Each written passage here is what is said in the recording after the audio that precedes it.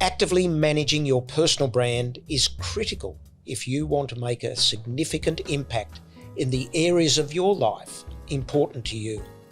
I'm Garry Browne, the Personal Brand Catalyst. I've spent most of my life working in the world of branding products. More recently, I've been exploring the world of personal branding and wrote a book on this, Brand New, Brand You. And the podcast has come out of this as a way to share first-hand experiences from some of Australia's most recognised personal brands.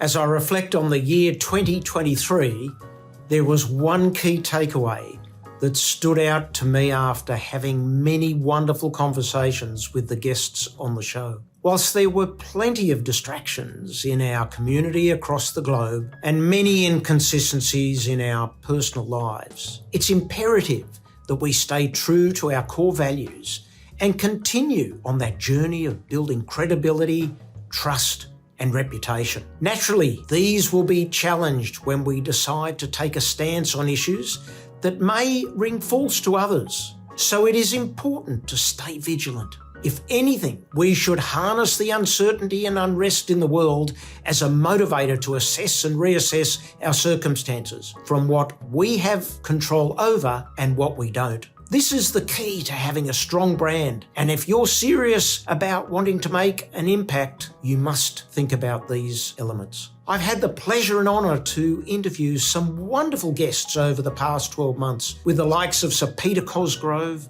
Craig Foster, Tony Nash, April Parmalee, and Dr. Charlie Tia, to name just a few. This episode will contain memorable highlights from guests who have been on the show. I'm looking forward to what 2024 offers and the incredible guests who will join me on the couch to share their stories. I hope you enjoy. With values in mind, have you ever been placed in a situation where you've had to make a decision based on values where there's been a conflict? Yes. I mean, it was very early in my career. I mean, I just got my degree and I was working for a small marketing company. It was a founder-led company, and the son was also working with the company. And I remember thinking the way he wants to take this company in one direction is not necessarily something that really rests well with me. It was more, for me, it wasn't about what we were trying to do for the companies, it was more about what he was trying to do as an individual. And that's when I thought, my goodness, this isn't something I feel comfortable with. And I decided to go to market and find another role because I knew that even when I spoke to them, it would have no impact. Yeah. And then I realized that any role you have to have an impact. You have to be able to be true to yourself in what you think and what you want to do. And that was a lesson I learned in my, early 20s. And it's really stood with me throughout time for every role I've subsequently taken. You obviously can see that with the relationship you create and the business you've developed. But it's also unusual in a sense that when you look at the finance industry that has so many challenges, and reputation in some quarters is questionable in terms of organisations and the way they treat their customers, their staff, their stakeholders, etc., to actually navigate away from that. That must be a challenge at times. I think in every role you have a challenge, no matter what you're doing. And for me, if there wasn't a challenge, I wouldn't engage as much as I possibly do. I mean, I think I'm very lucky. I worked for an amazing company in London called Lansons, and I'm now part of the alumni. And they were they are the top financial marketing agency in the UK. And actually, I still speak to the owners. And when you went into that firm, you identified with their values and what they really believed, and you got to work on accounts that you were really passionate about. So I worked on Fidelity, I worked on NatWest, I worked on a variety of others. And when you worked hard and you did well, you became a partner quite quickly. Have you seen a change in your values and beliefs over time? The beliefs always change. Beliefs should change because we age and we acquire wisdom and we acquire understanding. And so life is a journey of education and knowledge. And so, I'm constantly embarrassed at what I don't know, and so I'm always trying to fill the knowledge gaps, constantly, because I spent so much time in the sporting environment as a young person. I had a strong education and ultimately finished my law degree and a master's. But the thing is, I never had the time to really consider political environments, sociology, history, to the degree that I would have loved to. Sure. I wish I had a much deeper understanding of the world. So I'm constantly trying to fill those gaps. So beliefs should always be challenged. Values should be consistent. What is your take on relevance and recognition when it comes to your audiences?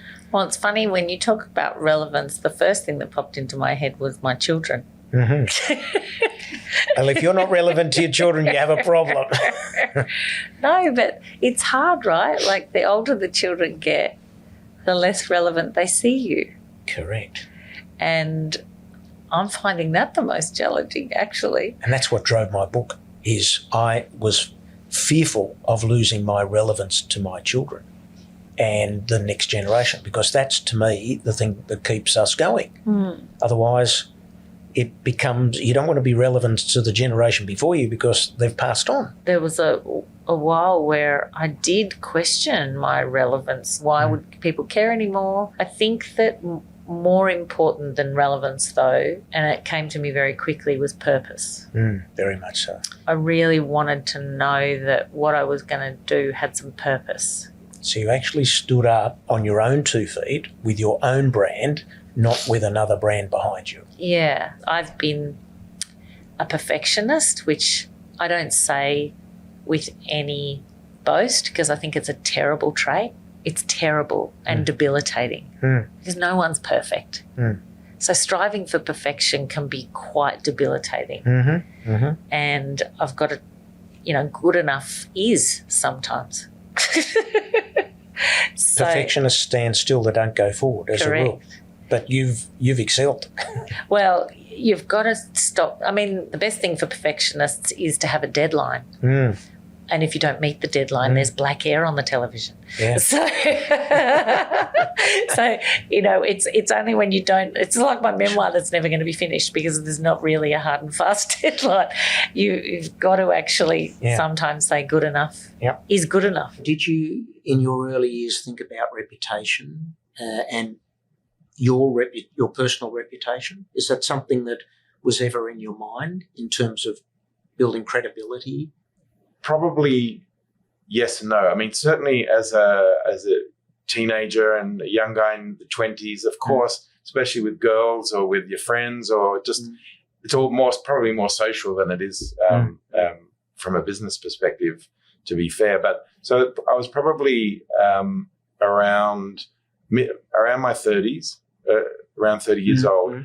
I had been approached by a financial planner to invest in a Australian film scheme that enabled us to invest in Aussie films, and then you get a tax break. And the tax break was really beneficial to you, and you could borrow money to pay for it. It was a whole scheme that was set up, and it seemed like a good idea, so I got involved.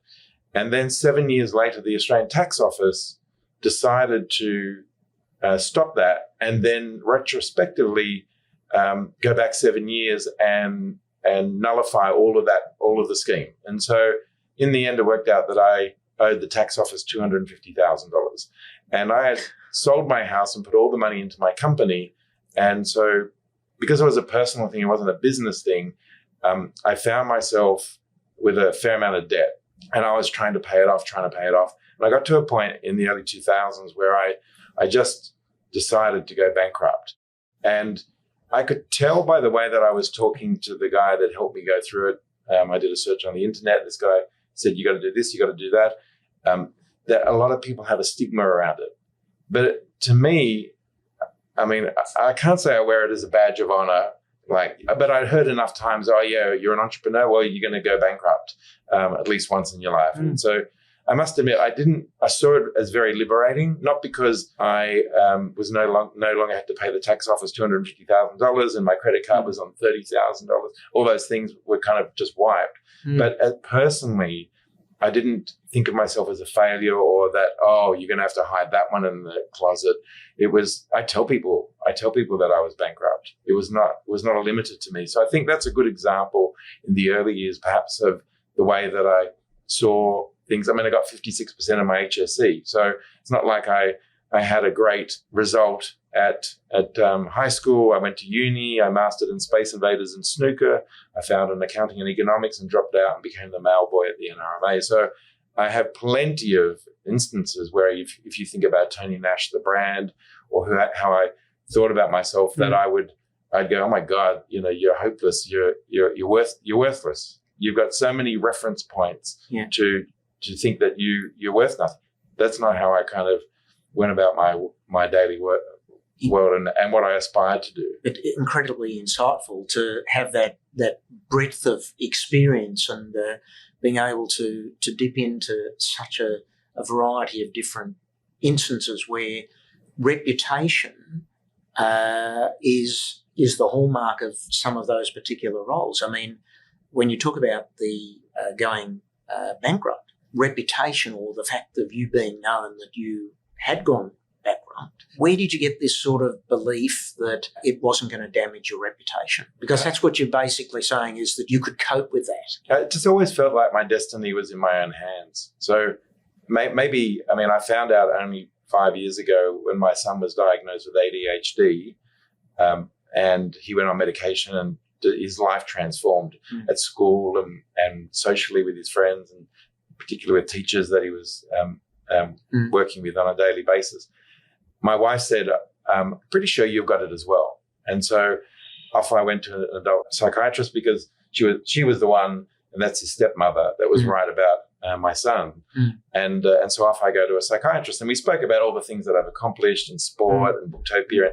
You've done so much, very effective. He goes, but before I make my final decision, could your wife come in? I'd like to have a chat with her. So a week later we go in, and he's talking to her and asking questions. And after about 20 minutes, he looks at me and he goes, you definitely have ADHD. And so when I got that insight about how I operated in the world, and when you ask that question, I have to consider that, because I was undiagnosed.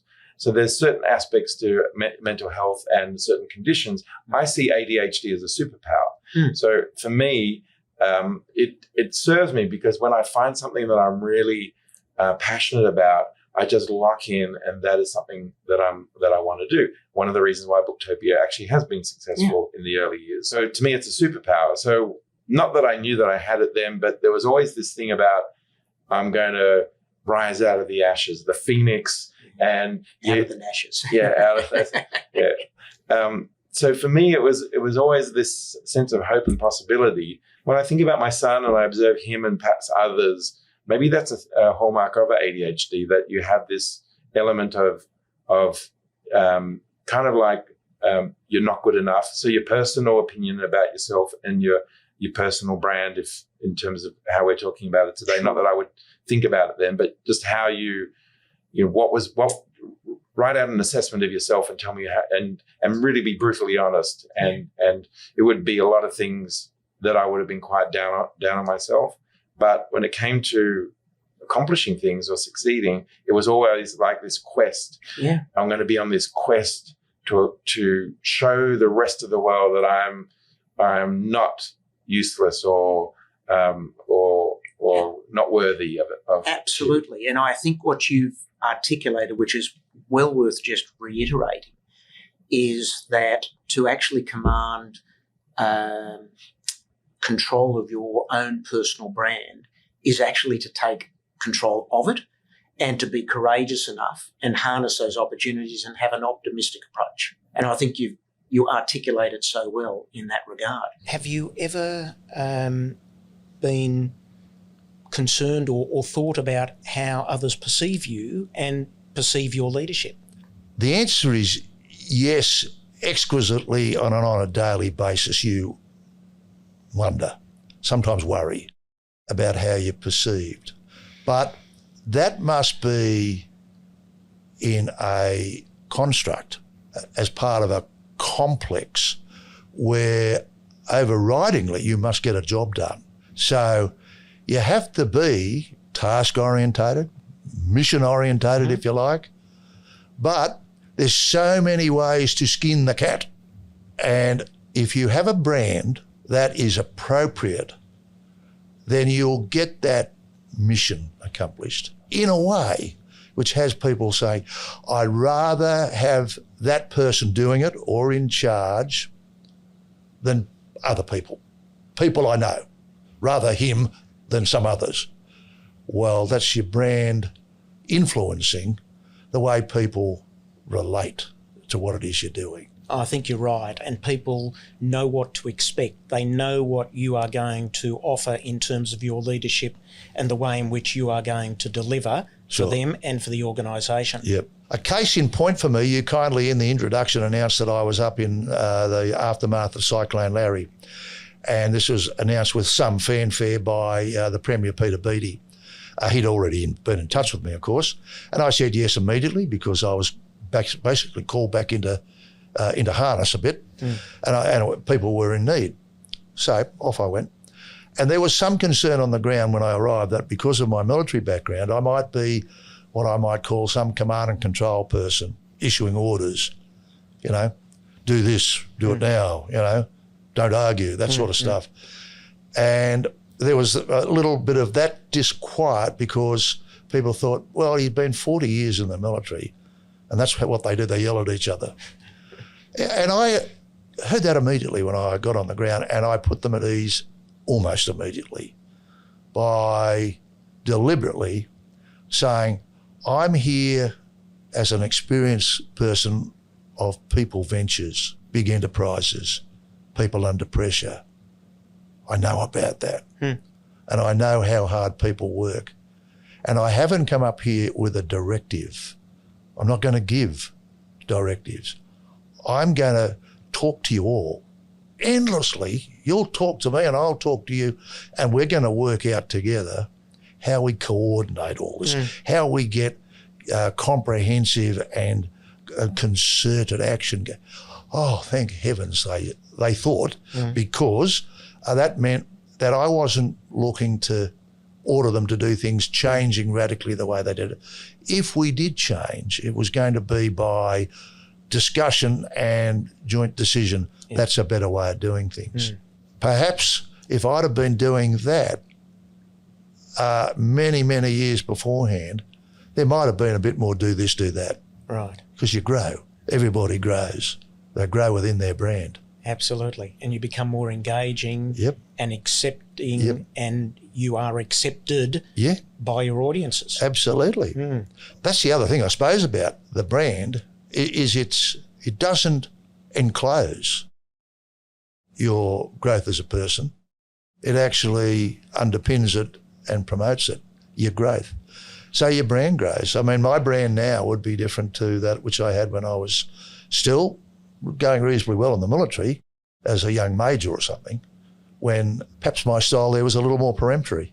And then it sort of modified as I got older and realised part of my wisdom was how much I didn't know. You're a wise person when you realise, that your knowledge is quite limited. Absolutely.